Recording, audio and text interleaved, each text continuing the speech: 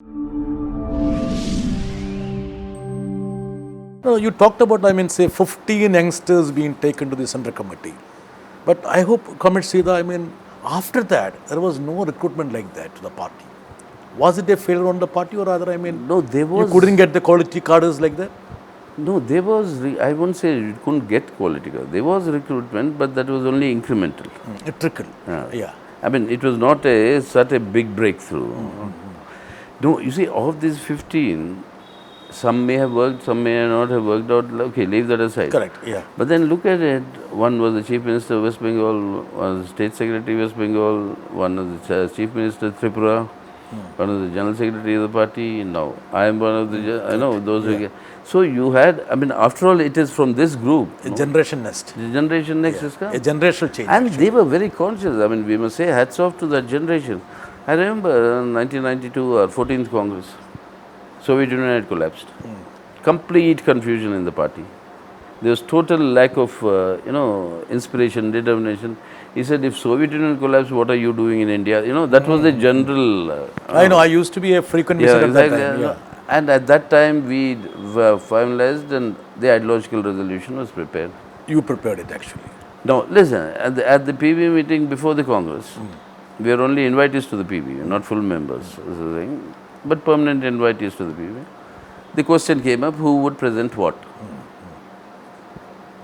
So then EMS was the General Secretary. So the EMS said that I will inaugurate, Surjit will, present the political resolution. And then it came up to ideological, they just looked at each other and then they said, who will present it? Then I said that MB, you should present it because as long as you are alive, you drafted the program, you led the discussion and concluded in the ideological plenum at Bardwan, 68. And ideological matters in the party, he was the undisputed leader, Basapunaya. So I said, what is this? As long as you are alive, you should be the one presenting. Then very sharply he retorted saying, Sitaram, I am asking you to present it only because I am alive. Otherwise, how can I ask? Otherwise, how can I? That's what I thought. He said, no, not only that reason. And that is obvious. If I am not alive. He said, only when we are there, we will sit next to you. Correct. You present it. If you make a mistake, we will correct you. But only then the party will get a confidence. That you tensed about it actually, presenting an ideological resolution. Absolutely, completely. That too, after the collapse of Soviet Union. Absolutely, completely. And without any warning, this was the bonding of it, and the next day it had to be presented. And Prakash, SRP and I was staying in one room in the Chaul tree that was there where the Congress was being held. Then it was... I remember in the night I wouldn't allow them to sleep also because but somehow that was... Prakash was introduced in that organization. Then the 2 days later was the organization. Then came the decision who will introduce organization. Then they said Prakash will do that. I recollect that. I was there at that time. Me, ideological, Prakash organization was a very big departure, no? And all of them were alive. Nobody expected basically because Sujit was there, EMS was there, MB was there. The senior veterans were there actually. And Nipen Chakravarti, Jyoti Basu, L.B. Gangadhar Rao, Hanumanta Rao, all the stalwarts of the earlier period. In effect, actually, there, I would say the showering affection groomed you to a different level. Absolutely, very big way. And you were part of the international department. I think at that time, when we used to come to 14 Ashoka, people used to say that you visited, went to China. You had an opportunity to meet Deng also, along with EMS. Then Fidel with Jyoti Babu. Fidel. We used to discuss all those things actually because we had that lunch time. Exactly. Mess there. With a little curd, which people used to steal. So we did. It was a very wonderful experience with traveling with these big leaders. And Deng Xiaoping, it was not scheduled. Deng Xiaoping had stopped meeting international Communist Party leaders. It was announced. He had relinquished the leadership. The new leadership had taken over. But when they heard EMS, we actually went to Korea for Kim Il-sung's 70th or 75th birthday. Coming back on the way, the Chinese said, no, you stop over in Beijing. So 3 days, EMS and I stayed. That Beijing was entirely different. 1987, I think. 87. So we stopped over there. My first visit to all these countries, etc. So then suddenly one day we were ushered out saying that it's a very important banquet meeting. I said, who? What is importance? They won't say, and then it turned out to be Deng. And Deng said, EMS and he, Deng was they were fond of each other, they knew each other. He said, no, if my friend is coming from India, how can I not? Oh, he did say so. Okay. And this was 87, 83, I think, to 87 or 86. I don't know. 83, the delegation, Chinese Central Committee, the Central Committee passed a resolution self-criticizing their role in evaluating the Indian situation. And they sending us that resolution, they invited a delegation to come to meeting. So EMS as the General Secretary, Surjit as the International Department, MB as the theoretical, the logical thing. So this was the delegation that went in 83 and signed the protocol, restarting the relations between the Communist Party of China and the CPI. So since then, I mean, they've read more of each other, Deng Xiaoping and EMS. So he said, my good friend has come from India. So he told him, so he suddenly asked EMS, I still remember very clearly. He said, this young man is there with you, so he can keep me company. But you don't smoke, you don't drink. EMS, you say. EMS, you don't smoke, you don't drink. You will not live as long as I live. So it was like that, the conversation went on. And he would smoke more than I did those days. I used to smoke those unfiltered Charminar. Even now you smoke Charminar only, no? Charms. Charms, okay. I suppose, but unfiltered Charminar, but so he strong. smoked more than I did at that time. But Deng these things have not been recorded actually. I mean, people How should can write you about record it. all this? Not even a single photograph is available. No, Deng Xiaoping, me and EMS photograph is there. That is there, okay. Is there in your EMS academy? Yeah, correct. That's and meeting Fidel with Jyotiba. So that is one thing. That picture I have not seen actually. We don't also preserve them. We don't have the... What I am trying to say is that you see the interface with international communist movement, interaction with legendary communist leaders, and you have traveled across the globe, participated in their conferences, sat through actually. But one sad aspect is that all these conventional political parties in Europe is faded into oblivion actually. This is something, which should be, disturbing us. Shouldn't we?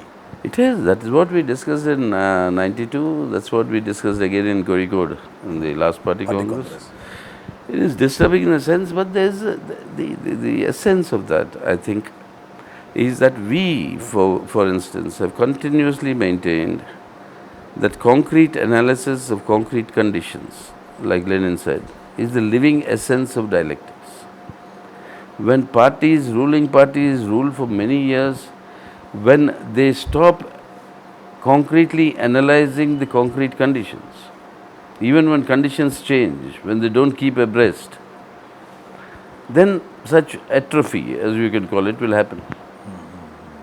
And that's what we discussed in our resolution, it's there. The GDR, for instance, EMS and I went there.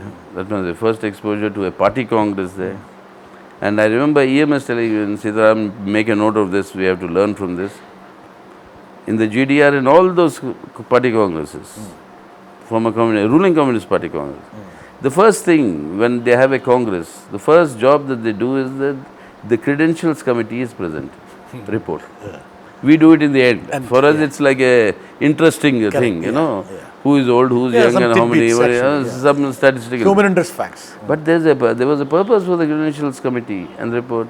The credentials committee would examine the credentials of every delegate who came for the congress. No imposter is coming, no further, whether the election there was correct or not. So all this would be analyzed. Would be examined by the credentials committee, and then they would present the report to the Congress. And only when they say that the credentials of all the delegates attending are intact and cleared, then the Congress proceeding starts. So this is a new thing for us, an entirely new thing. But you have not changed. So You have it in the I dutifully noted it down. Told EMS as long as the General Secretary. But there are many things like this we learn. No, actually, I mean, I should also speak about Chris Sani. You had a very, I mean, warm friendship with the legendary communist leader who was assassinated. South of Chris Sani. Chris Sani, yes, Yeah. of course. That also, Of I course, think, yeah. I mean, I heard about you when we were having lunch in those 14 Ashoka, that museum-like dining hall. Dining hall, yeah. Yeah. Chris was of course very dear of course. I mean, he was the head of their Umkhonto Way, which is their underground, armed wing. Comrade Sita, I mean, coming to Latin America, actually, I mean, I mean, so much of things are happening in Latin America, leftist movement, not the conventional Communist Party which are there, actually the new left movement with a tinge of maybe theology, I mean, religious aspirations, all this converge into a political ideology. Is there something which we need to, I mean, integrate to our country there? Of course we do. You see, because all this experience is meaningless if you're not going to learn from it and try and use the positive things in our country for the advance of our movement. I mean, Latin America, what is the most distinguishing feature, which unfortunately many of us also miss out? You see, whether it was the Chiapas struggle of the indigenous people in Mexico, whether it is the people in what is called the favelas, that is the Portuguese word for slums in Brazil, whether it is the various sections of the indigenous people and the various working people, plantation workers, etc., all their struggles grew not on one issue, all of them grew on their different issues. Correct, yeah. Now here, if you try to systematize the whole thing, saying so and so 1 week for price rise, 1 week for this thing, we'll have our movements, etc., you cannot advance, because what is the actual problem at the ground level? The communists should be seen as organizing the people to solve that problem, no? Somewhere it's water, somewhere it's a bridge, somewhere it's, how to reach the village, I mean, access to it. So the lesson we have to learn from South Africa is picking up the local issues, building the movements on that, which will become the building blocks People issues. of people's issues, and that will become the building blocks for a national resistance. Here the main accusation against the left is that many of the struggles, or rather I mean uprisings, happen outside the periphery of the conventional left. Maybe I mean led by NGOs, social formations, groups, splinter groups. So many of that, issues of land, rehabilitation, environment, there I mean people don't cite the left party as such. It's an issue actually. There are two reasons for it, according to me. One is what I was we were talking about. That is, if you don't pick up the actual real issues, the communists may be right, they may be morally very good, they may be excellent, but they are the ones not fighting for my water. Correct. Somebody else is fighting. They are the ones not fighting for my road here. The theory is good, they are wonderful, I mean, we are not against them. But the real fighter on my issues here, someone else. That is one problem, one set of problems. So that is where we have to identify with all these sections, these subsections, etc., on their concrete issues and build the struggles from there. That's why I said these are building blocks. You mean to say here is where left failed and a party like AAP gained? Can it be termed like that? I mean, it cannot be mechanically counterposed, No, but in a sense, yeah. in a sense that... If you stretch it, you can include that. Yeah, you can stretch it, you can. And the other thing in Latin America, please understand, and this is a danger we also can have here. The other thing in Latin America is systematically the left and particularly the communist parties were decimated. Today, for instance, you take a concrete example. In Bengal, there is a section of people, though very small, middle class, though they have their own vested interest, who say what CPM's organization structure has been very weakened by Mamata Banerjee's murderous attacks. It is a politics of violence and is a politics of terror, and through this politics of violence, through politics of terror, they have killed nearly 500 of my comrades. I mean, they continue to go on doing.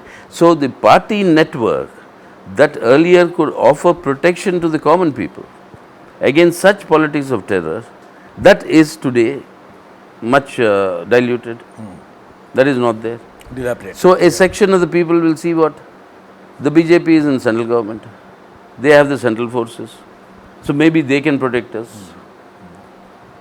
So those who want protection from the Trinamool Congress rule, They will drift. they will drift towards BJP. When they see that is not happening, which is what is happening now, then they will be a flood will go on, and many would return to us. That's it. That's what is happening. That will happen also.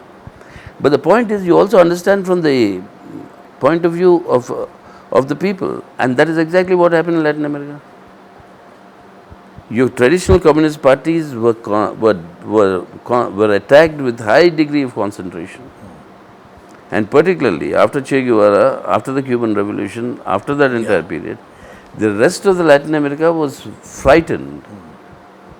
If the Cuban revolution, and the fact that Cuba is surviving, not only surviving, is thriving. Yeah, it's thriving. Yeah. So that was a big danger. So communists, wherever you find, first of all, decimate them. So as a net result is that the communists had become so much weaker that certain other well-meaning, I mean, I'm not saying they were not well-meaning coalitions emerged on local issues. But don't you think that you see certain experiences which happened in Latin America and can happen here also? Of course, that's what I'm saying. So I mean, it's very don't clear. you think you need to reinvent the movement actually? A, reinvent the movement. B, be prepared to face the onslaught. You cannot be taken by surprise. Interestingly, enough you are talking about Greece, whereby Syriza, I mean, came to power, whereas the conventional political party, the Communist Party, is still opposing Syriza. But the communists are also gaining in the seats in elections. seats, That is also happening. So you see, that is a totally different situation. Today in India, for instance, we are talking of the People's Democratic Revolution. We are saying we have to finish the task of the democratic revolution before you move to socialism. In Europe, they are talking of the socialist revolution. There are no stages, they think. But in countries like Portugal, next door, Portugal, Spain, everywhere else, who have experienced fascism in a very big way in their own countries.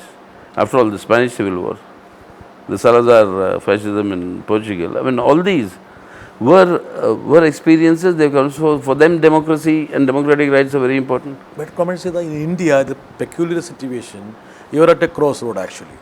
I'm also taken aback because basically the enthusiasm that comes up after the party congress is so huge that you see whether you can live up to the expectation. That's very important. And personally on your shoulder. Now the situation is that politically you have a setback, electorally you have a setback, on an ideological frame also you have a lot of problem actually. How are you going to cut across this? And second thing is that all those bastions where communist parties were strong, whenever there was a setback, except for Bengal in 70s, you couldn't regain the ground. That is something which would be staring at your face. You see, there are two sets of problems. I wouldn't say two problems, but there are many problems, but there are two sets of problems. One is that you have to go back to your concrete analysis of concrete conditions.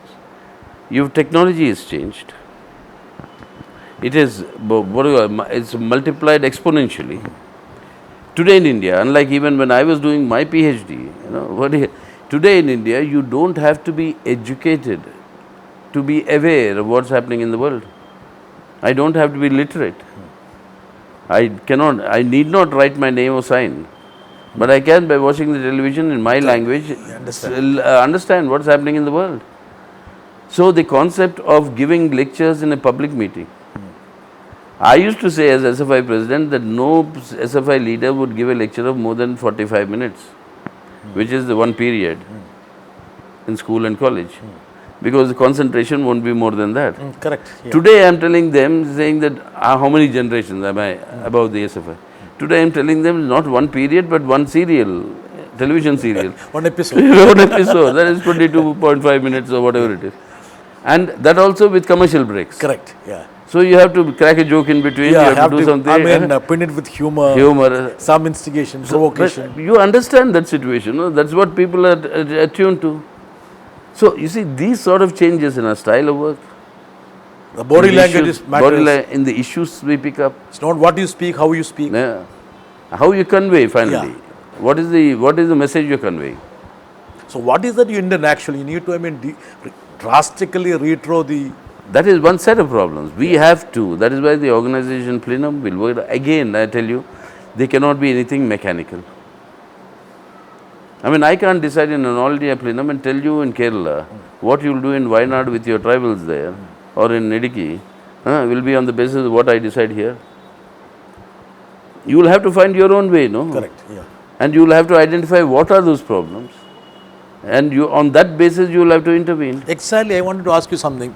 Basically, the party has grown unevenly, and issues are, of course, diametrically opposite. The issue facing the party in Bihar may not be the same in Kerala. You have a different issue altogether. So, having a common tactical line at a national level, maybe, I mean, finding it difficult to, I mean, get into the loop altogether. No, the commonness would be in the direction to identify these issues, which are different from each other. This is one set of problems, what I was telling you. There is another set of problems, which is another area of problems which we have to tackle, which is your social realities. You see, we have always said, I have always said, and we have always maintained, and I have said it in this Congress as well, that class struggle in India stands on two legs: economic exploitation and social oppression. Remember, Swami Vivekananda called Kerala a madhouse of caste. No, how was that madhouse of caste the topmost state in India with the best human development indices compared with that of Europe? Best. How?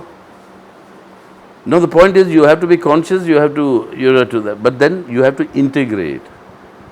Like the communists in Kerala have succeeded very well compared to the other parts. You have to integrate the struggles against social oppression with the struggles against economic exploitation. After all, EMS, A.K. Gopalan were leaders of the temple entry movement. What is that? Struggle against social oppression? I wanted to ask you something. Basically, there have been some debate in Kerala. Maybe, I mean, the party thinks that, you see, inverted comma, a believer cannot be, I mean, going up in the hierarchy of the party. I mean, do you think that such decisions may, I mean, take the party, I mean, away from the people? Because, I mean, I don't understand what I don't know what is the issue. In effect, I mean, there have been some issues like that actually. You see, the point is, the Marxism's approach to religion is very clear. You see, the whole, why I'm smiling is the whole debate and the evolution of Marxism is connected with this issue. Ludwig Feuerbach was the leader of a group of students in Germany those days, of which Marx was one of them, who used to debate on Hegelian philosophy. The Feuerbach gave the understanding. He was considered a great philosopher. He was, he's the one who introduced, Marx to much of these progressive ideas. They were friends, and he used to think that unless we liberate the human mind, you cannot have a revolution.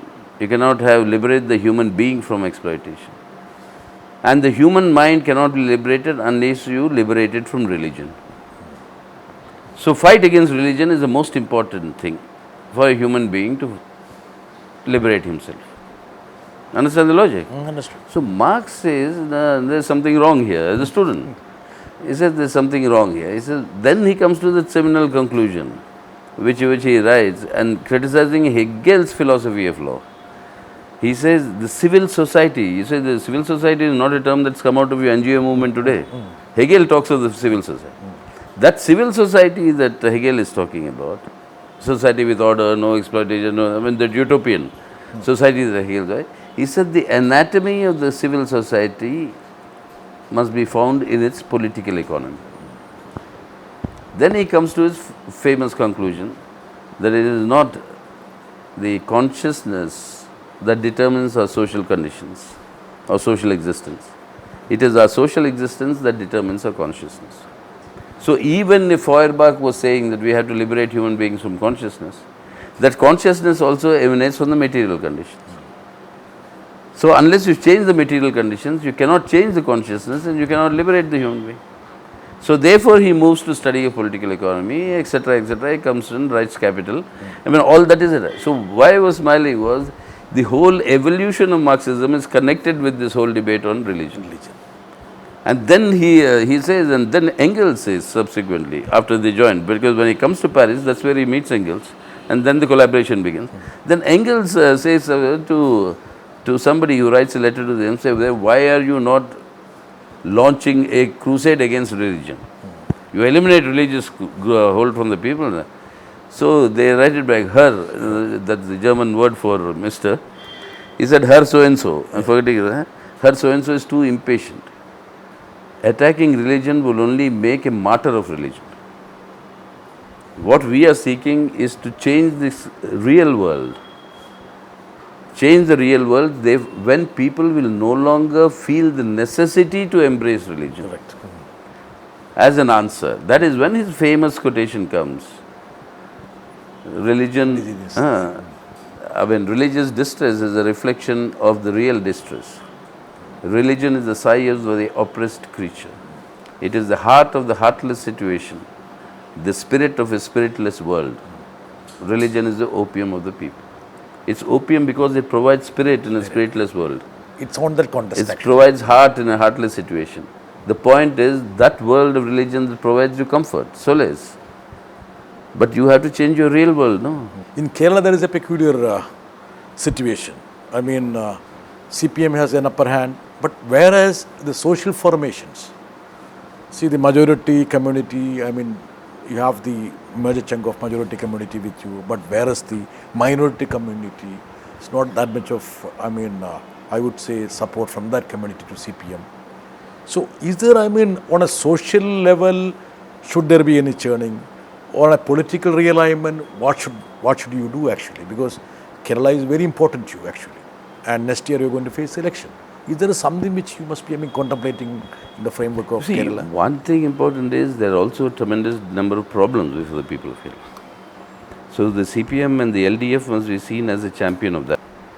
Number two, the CPM and LDF would have to strengthen itself, which is something the CPM has been saying all along. So the issues that are there, unfortunate issues of dispute where partners of the LDF had left LDF and things like that, such efforts must be made to try and bring them back, see what is to be done. But basically, I think Kerala people, I always say hats off to them. Because they've kept the Kerala politics completely on its toes. They are the first people who perfected this practice of electing one formation once and one formation the other. This is okay. And so neither the UDF nor the LDF can relax in Kerala. They always have to be on their toes. It's very good because the net result is doing greater work for the people. But the other thing important, is that Kerala has always been a place where there is a vision. It's not just social service. You're not only serving the society and solving the problems of the people. It also, where are you going to take it? You had a big debate when EMS was alive still on the Kerala path of development. Kerala model. The Kerala model. It was internationally written about.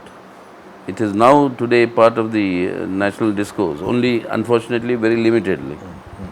Now, what is that? Now, what is the progress trajectory for the people of Kerala? Things have changed dramatically. Even today, the people are talking about saying that the Gulf, the Kerala is working there, the money foreign that remittance is coming, the foreign remittances. And all this has completely changed the traditional economic structure in Kerala. But don't you think actually, the casteist forces are also gaining their ground actually? Number one. Number two, that is it. Vivekananda was not wrong. The casteist forces are there. But you subdued them how? You subdued them on the basis of a very, very powerful progressive movement. That progressive movement can only be unleashed how? Through a vision. Why did the people of Kerala actually elect the communists in way back in 1957, first time in the whole world? Because here was a party that would fight for the temple entry on a caste social issue. Here was a party that will fight for better economic conditions of the people. Here is a party that is fighting for the better livelihood and for a better society. Yeah, distribution. Society. Yeah. Even your, not merely distribution, even production. What is your production trajectory? Now, there was a big debate I know in Kerala some years ago whether the trajectory should be traditionally through industrialization, Now, industrialization in the traditional sense is very difficult in Kerala because the location of raw materials Fragile. and raw materials is very materials, far away. Then they hit upon a wonderful idea, and which everywhere in the world people are quite amazed that how did the LDF led by a communist party give the slogan of God's own country? You know, after all, they gave the God's own country. So protection of environment, it's ecosystems, and therefore it's one of the 10 must-see places in the world today by anybody in the world who evaluates people who want to travel. So you found some methods. Now what is the future? Where are we standing today? There are some things which we also in the parliament, we also discussed. I was chairman of the parliamentary committee that dealt with waterways.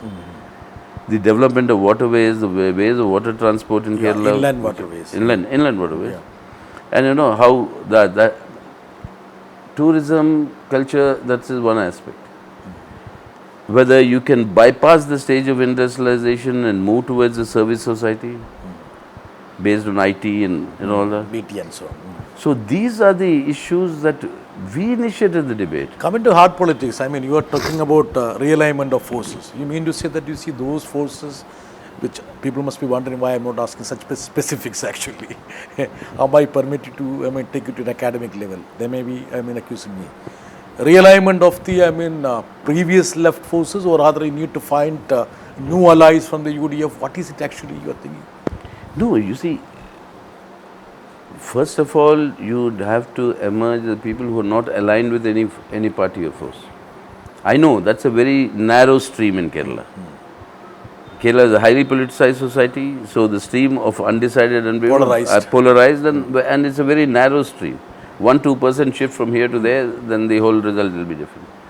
Given that also, you got to appeal to the people of Kerala on a higher plane.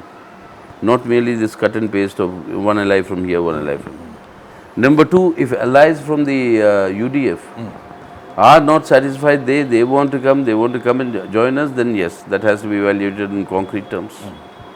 Number three, the people who left the LDF, they have gone. If they are willing to come back, and we hope they will come back, because we have appealed to them to rejoin the LDF since long. No, if that happens, that's a different basket that has to be properly analyzed. You mean to say the traditional allies of UDF, that's the first group, if at all they come out and, if you see them appropriate to be included. Second thing, those allies who have left you and joined UDF, those are two sets of parties. Two sets of parties. Yeah. But always remember one thing, and I always maintained, somebody wrote when EMS died, that whenever EMS opened his mouth or whenever EMS wrote something, he would ensure that Kerala is divided. That's a discourse. No, and then the debate starts. You know, there are those who support him, those who oppose him. What was it? That you were talking of a vision. You were talking of taking Kerala somewhere. And I cannot think of the people of Kerala or the Malayalis without actually being attracted to anything that doesn't offer them a vision. And that is what we have been doing, and we should. That is more important actually. And that is what we have been doing, and we should. More on the number game, you mean to say, giving a vision. Vision. That is more important. Second thing, the intra-party things actually. I don't know how far we can go into it. There was been a lot of organizational problems, then a PB commission appointed. Now people want to know, will that PB commission which is there actually, after you, be elected General Secretary, will there be a change in that commission? Is there a deadline to that commission? Something like that. A lot of, debates going on. You see, I've said it at the party congress, and it's all, as I told you earlier, that's what we always practice, we'll continue to practice. It has to be a collective decision. Fine. That PB that set up that commission is no longer there. That CC which elected that PB is also no longer there. So the new bodies have come. We are having a meeting. We'll probably be having a first meeting of the Politburo on 16, 17. Then the Central Committee. And then this process will be done, but it will have to be based on a collective decision. You mean to say that PB commission which was appointed there, it no longer exists? I would say that, you see, no longer exists in what sense? One of the members of the commission is no longer physically active. Okay. There could be changes in the commission. Changes that will come. The terms of reference would be more or less the same of why that commission was set up. There were some more things that came up, some more things that General Secretary had then assured that they will be added to the PB Commission's investigation. That will also have to be considered. So, I mean, all this will... In nutshell, there could be a change in the membership of the PB Commission. Structural changes would be there. Second, the terms of reference also could be changed to a certain extent. Only when, if necessary. If necessary. Both these But in any case, I mean, the structure would be changed actually. Because both. Structure in the sense of physical ability of people to be there. And both will be done only on the basis of a collective discussion and a decision. Yeah. Anyway, I mean, will there be a deadline for that? Actually, it has been... that also again, the new PB will have to decide. My job is only to convene and then after facilitate. And after that, to implement what they decide. Anyway, it's a very Herculean task to Comrade Sitaram, because a lot of people are looking up to you with high expectation. I know. This is a Herculean, humongous task which has been bestowed on you. I think you'll be having nightmares now. Mercifully not yet, but I'm sure I'll have, because it is a tremendous expectation. I'm also surprised. We have to do something, but it has to be, as I said, collectively undertaken, collectively shared. No, as far as electoral alliances or understandings or front with the Congress, it's out of the question. Because why? Because it was the Congress and its policies which are responsible for creating the situation where the communal forces have come. There are other issues, like because people in Kerala would like to know why the party has gone away from urban centers. You were so strong in Mumbai, Delhi, pockets of Chennai, but all these urban centers, I mean, you have just got evaporated. It's not over there. Why? One obvious reason is that the working class has gone away from the urban centers. Now, it has been... That is where you wanted a red flag to be hoisted over a well in the rural belt? I like the red flag to be hoisted over every factory gate. There has to be a red flag over every well in every village from where the Dalit is not allowed. That is your new slogan actually? That is the new slogan. People are expecting new slogans from you vis-a-vis West Bengal politics. Actually, they think that you see, you being the General Secretary, because there is a lack of, I would say, motivation or inspiration, you would lead from the front actually to rejuvenate the movement there, because they are all dispirited. I don't think with your... it's a very tall order. All that I can say is I'll try. Again, as I tell you, Bengal and Kerala still stand out to be the leaders of Indian Renaissance.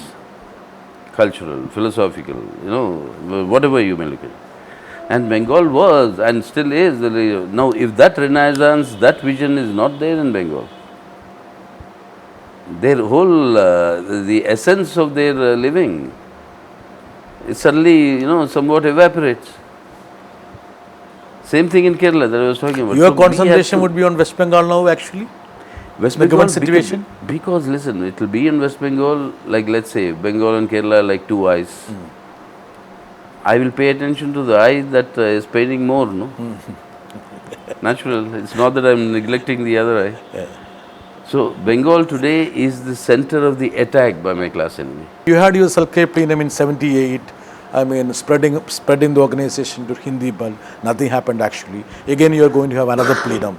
Do you think that it will be just repetition of the self-care plenum or something? I hope not. I hope not. And we will have to take up all these issues concretely, and that's what we'll try to do. The dwindling membership in the mass organization, I mean, I would say the depleting charisma, I mean, people's, I would say the lack of romanticism attached to this youth movement, student movement. Yeah, but those things we'll have to tackle on the basis of so much of nostalgia you have when you talk about it as a fair days, but you don't have it now. No, but why? That is what is concrete analysis of conditions. 70% of the best of your students today are going into private institutions. There is no students' union allowed, no students' politics allowed. What are you doing to your country and to the youngsters? The ruling classes may get what they want. I understand, but Comrade Sitaram, I mean, post-liberalization, globalization, that generation, they have different aspirations altogether actually. That is because they are not exposed to the reality, no? What is their aspiration? Correct, very good. I also feel proud when I go to Silicon Valley in the USA. The second language spoken there Hindi. That time was Telugu. Correct, yeah. So I'm also very proud. My mother tongue Telugu, Telugu second language spoken there. And they say Indians have taken over Silicon Valley virtually. No, I'm very proud. My youth is doing all this.